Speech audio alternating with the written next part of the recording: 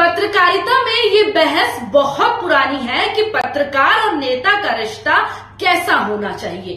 कुछ इस बात के प्रबल समर्थक हैं कि पत्रकार का राजनीतिक पक्ष स्पष्ट होना चाहिए, कुछ इसके प्रबल विरोधी हैं, लेकिन संतुलित सोच कहती है कि पत्रकार और नेता का रिश्ता तेल और पानी के जैसा होना चाहिए।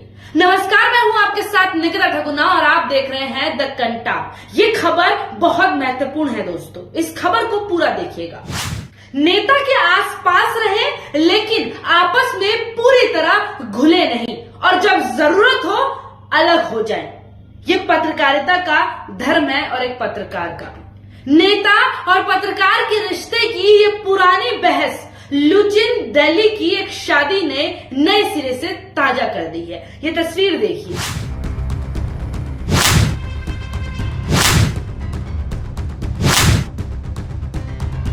टाइम्स समूह की नेटवर्क एडिटर नविका कुमारी के बेटे की शादी दिल्ली के गॉसिप सर्कल में उबाल मार रही है दोस्तों। भारत के सत्ता प्रतिष्ठान के लगभग हर बड़े चेहरे की मौजूदगी ने यह ऐलान कर दिया है कि नविका कुमार पत्रकारों के उस एलिट समूह में शामिल हो चुकी है जिनकी पहुंच प्रधानमंत्री तक है।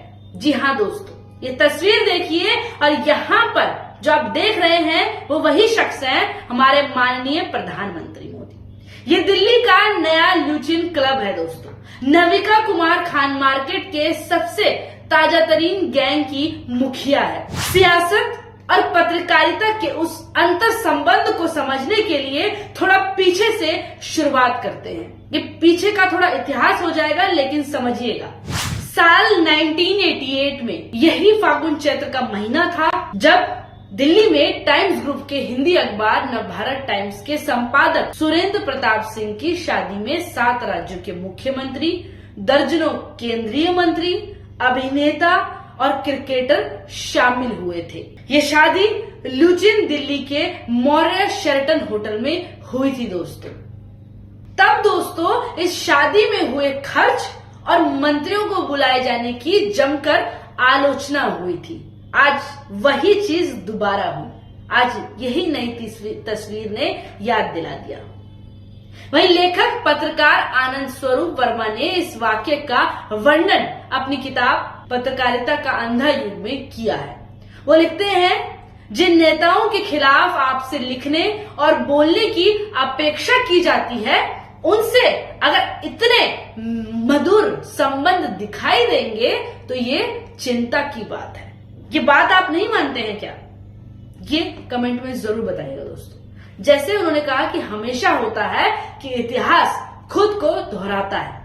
आप देखिए फिर से, सियासत और पत्रकारिता के रिश्तों के लिहाज से देखें तो ये इतिहास खुद को बार बार दोहराता है। 35 साल हो चुके हैं इस वाक्य को। 35 साल बाद एक और शादी हुई है लुचिन दिल्ली में। इस बार शादी संपादक की नहीं बल्कि संपादक के बेटे की थी। इत्तेफाकन ये संपादक भी टाइम्स ऑफ इंडिया ग्रुप से ही जुड़ी है। नाम है नविका कुमार। आपको बता दें दोस्तों कि प्रधानमंत्री आवास से मात्र 800 मीटर की दूरी पर स्थित जिम खाना क्लब में 11 मार्च को काफी जोर शोर से गहमा गहमी का माहौल था। खूब ऐश कर रहे थे लोग। नविका कुमार के बेटे सिद्धांत कुमार की रिसेप्शन पार्टी थी दोस्तों। इस समारोह में प्रधानमंत्री नरेंद्र मोदी, केंद्रीय मंत्री अमित शाह और रक्षा मंत्री राजनाथ सिंह सहित वित्त मंत्री भी शामिल रहे दोस्तों। इसके साथ अलग अलग राज्यों के मुख्यमंत्री भी थे, केंद्रीय मंत्री, पत्रकार और अन्य लोग मौजूद थे इस रिसेप्शन पार्टी में। वही दोस्तों, आपस में बातचीत करने के बाद न्यूज लॉन्ड्री के माध्यम से भी पता चला कि टाइम्स ग्रुप के कुछ पत्रकारों ने दावा किया कि इस समारोह में पत्रकारों के ऊपर नेताओं को बुलाने की जिम्मेदारी दी गई थी।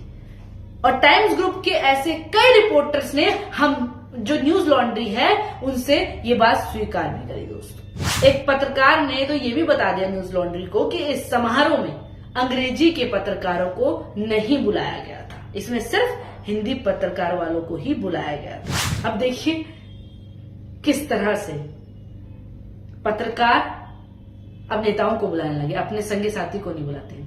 और इसमें दिलचस्प बात ये रही दोस्तों कि नविका कुमार ने इस शादी से जुड़े तमाम फोटो सोशल मीडिया पर शेयर किए। जो तस्वीर आप ऊपर देख रहे हैं ये वही तस्वीर है। लेकिन जैसे उनके शो से विपक्ष के मुद्दे अमूमन गायब रहते हैं, उसी तरह से उनके बेटे की रिसेप्शन पार्टी से भी विपक्ष के नेता गायब दिखे। कोई भी विपक्ष का नेता वहां मौजूद नहीं था, ना उन्हें बुलाया गया था। पार्टी में शामिल हुए एक पत्रकार बताते भी हैं कि इस कार्यक्रम में विपक्ष और कांग्रेस का कोई भी नेता नहीं था। ये बात न्यूज लॉन्ड्री को किसी पत्रकार ने बताई। वहीं नेताओं के अलावा जो लोग इस पार्टी में शामिल रहे वो नाम भी बहुत स्वाभाविक है। फिर भी जान लीजिए दोस्तों कि नाविका के शो में शामिल होने वाले कौन कौन गेस्ट रहते हैं। एक आनंद रंगनाथन, वहीं राजनीतिक विश्लेषक के तौर पर तहसीन पूनावाला, इंडिया टीवी के प्रधान संपादक रजत शर्मा और इसके साथ अन्य पत्रकार शामिल हुए इस रिसेप्शन पार्टी में नेताओं के अलावा।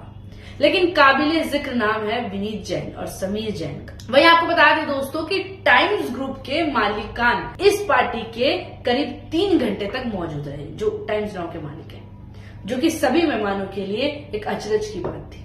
वहीं एक शख्स दोस्तों जो इस रिसेप्शन में मौजूद थे, उन्होंने एक चीज बताई कि पार्टी में अजीब सी कि पार्टी में इतने वीवीआईपी मौजूद थे कि आंख बंद करके कोई पत्थर उछाले तो वो किसी वीवीआईपी के सिर पर ही गिरता, क्योंकि वहां कोई भी सामान्य लोग मौजूद नहीं थे, सिर्फ नेता थे, चाहे वो केंद्रीय मंत्री हो चाहे वो मुख्यमंत्री हो। सरकार ने तो ये भी बता दिया कि वहां पर पंजाबी संस्कृति से झलक दिखने को नहीं मिली। और आपको ये भी बता दें कि नविका पंजाबी फैमिली से है, लेकिन वहां कोई भी पंजाबी संस्कृति का कुछ नहीं मिला, न खाने में न व्यवहार। अक्सर प्रधानमंत्री चुनावी कार्यक्रम में तय समय से लेट पहुंचते हैं दोस्तों, लेकिन रिसेप्शन में उनके आने का समय शाम 7 बजे का था, लेकिन वे थोड़ी जल्दी पहुंचे। अब अंधभक्त बोलते हैं कि वो बहुत काम करते हैं, उनके पास समय नहीं होता। आप समय देख लीजिए। वहीं प्रधानमंत्री, गृह मंत्री और वित्त मंत्री तीनों रात करीब 8 बजे तक वापस चले गए थे।